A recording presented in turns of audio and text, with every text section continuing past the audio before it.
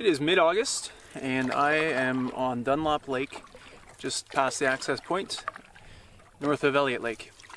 And I am about to start one of the most anticipated trips of this year for me, which is the Dunlop Lake route. I'll be doing it counterclockwise. I just decided because that means I have a kilometer of portaging today instead of 2.5 kilometers of portaging with my full food bag for a week. So seems like a logical choice. And yeah, this is a trout trip. The lakes have brook trout, lake trout, and splake, some of them. So I'm hoping to get a trifecta. I tried a trout quartet in the spring and I got one. I got lake trout in Queen Elizabeth II wildlands. But I'm hoping I can make a triplet of it this trip.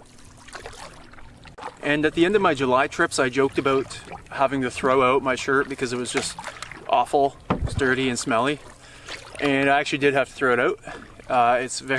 It was heavily stained with blood and dirt and whatever. And it was just falling apart. There were holes, new tears coming in it all the time. So I got 2 new shirts that sailed this week. So this is the fashion edition of Backcountry Angling Ontario. And this is, shirt number 1. I really like it so far. It's really light and breathable. And I have another one, so stay tuned for that. Also stocked up on just everything else that I needed, mostly tackle that I couldn't get up north in the Marathon White River area. I just couldn't get what I needed, so it was really nice to stock up. I got some new lures, one I'm trolling right now, and yeah, just super. I'm rested and fed and really excited to start this trip. So this portage trail is really easy, really clear, pretty flat.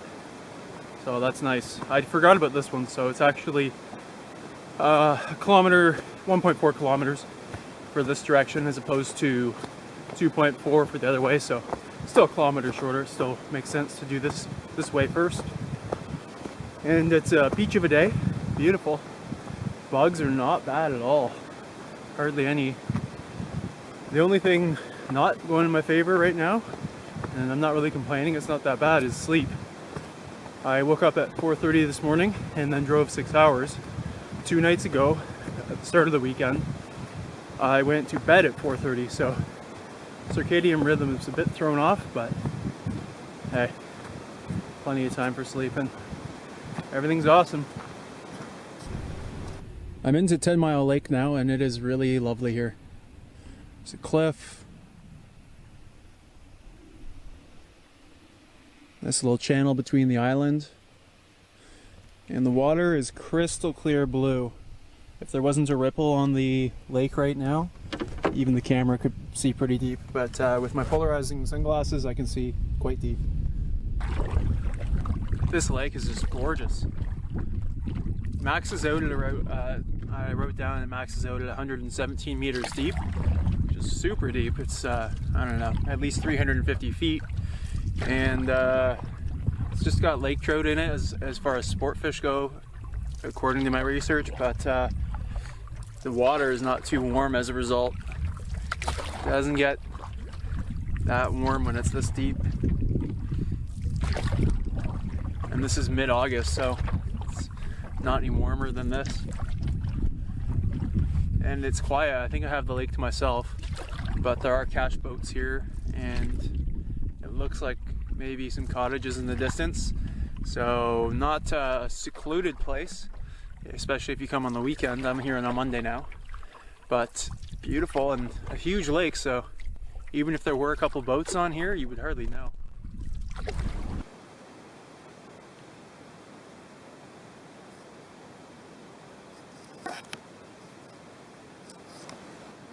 I'm at the end of the second portage here at Ezma Lake, or Ezma, I don't know.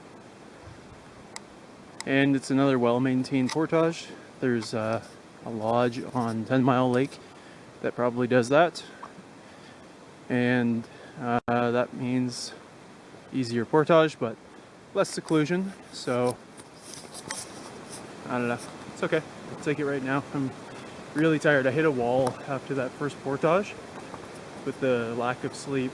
And I was just like dozing off as I paddled across 10 Mile Lake. But I pumped myself up with some sugar.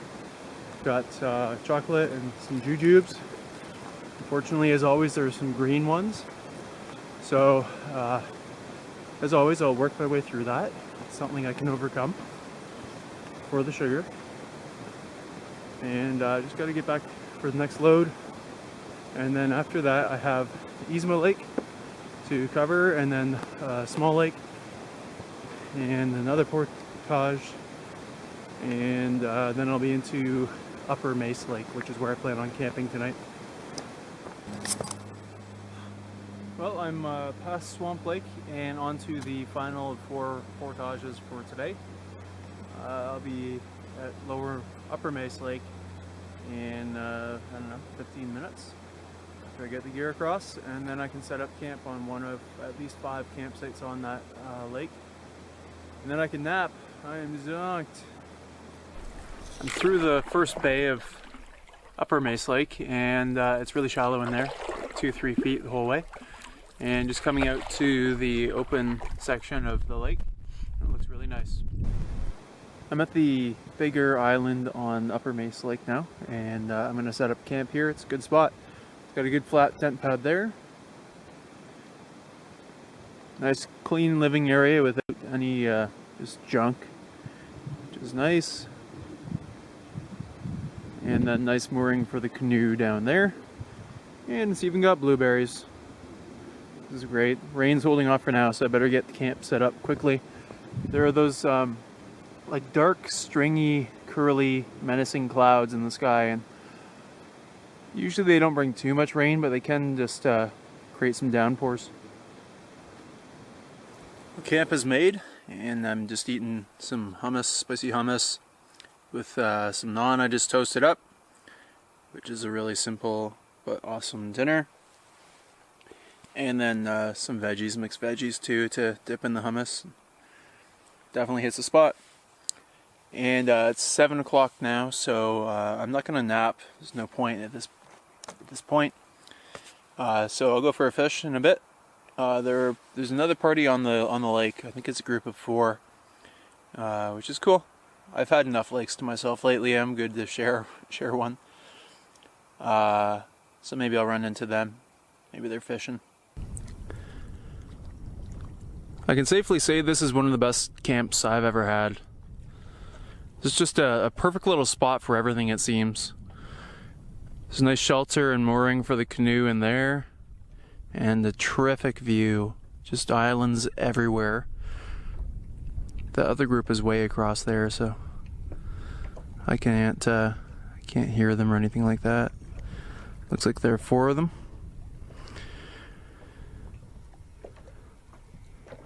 More islands. And this lake is stocked with splake, and it's also got naturally reproducing brook trout, apparently. Nicely cleared, but not in a gross way, just kind of natural. Nice elevated rock here, and I don't think it's going to be meant for jumping. It's too shallow down there. But if you really push out, you might be able to even do that. It might be a jumping rock. Excellent fire pit. Really good for cooking. It's a nice height and nice chimney stone, but enough holes to breathe. Really perfect. Some firewood left behind and good seats. Spots for everything I need to hang. I know you shouldn't technically hang your bag or your food bag right near the tent, but I don't know, I'm on a relatively small island, so it doesn't matter. It's not like I should be taking it back way into the woods. I've never had an issue with it. There's a nice flat stone here for using the twig stove, which is just on top of the fire right now, just to make sure it doesn't pop out any ashes onto anything it shouldn't while I go fishing. Yeah, and there's even another tent pad, which might have been better, but this one is terrific as well. It's an awesome camp. I'm happy. There's a whole ton of waterfowl out here. I think they're mergansers. And they kind of spook pretty easily, so I'm trying to talk here. I'll show you in a sec. Yeah, I'm behind a tree and they're already going.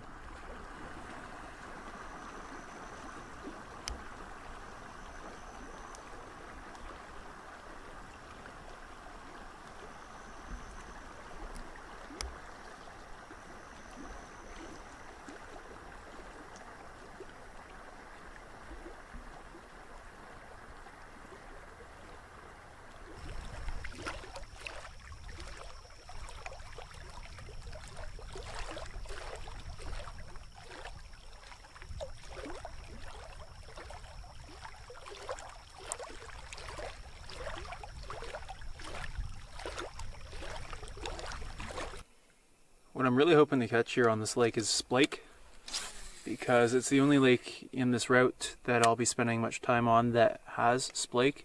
Claim Lake also has them, but I just intend to pass through that lake. So that would really float my boat. In my guidebook, they talk about someone catching a 6-pounder here, which is huge for a splake. But brook trout would be awesome too. I've only caught one splake before in my life, just outside of the north side of Algonquin, in Windigo Lake, I think it was called, and that was a few years ago. And all the lakes on this route amazingly have brook trout, so I figure I can probably get into one of them anytime.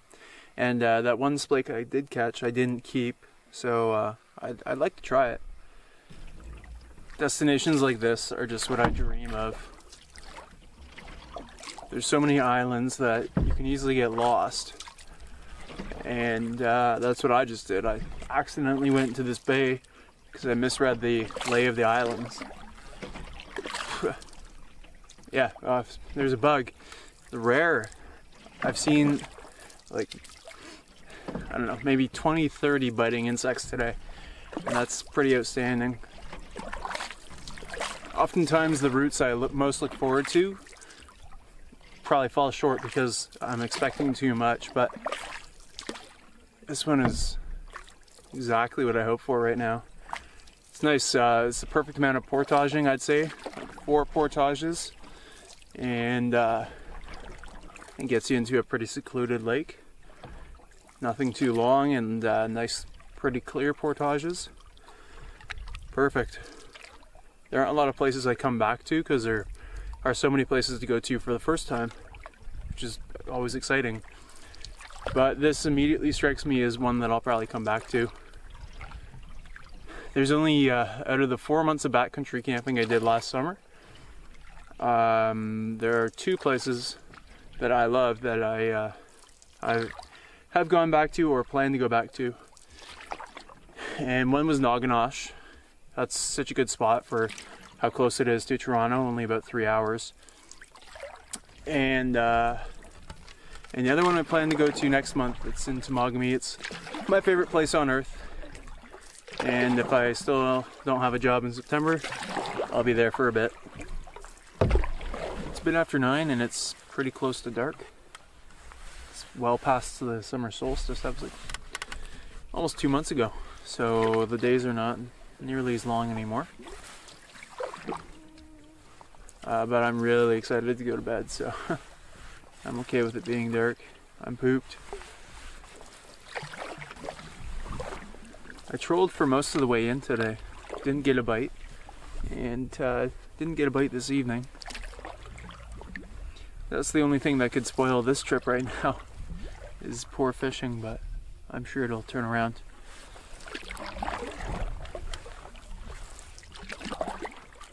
Hopefully I can find my campsite. It's dark and the islands are confusing even more so now.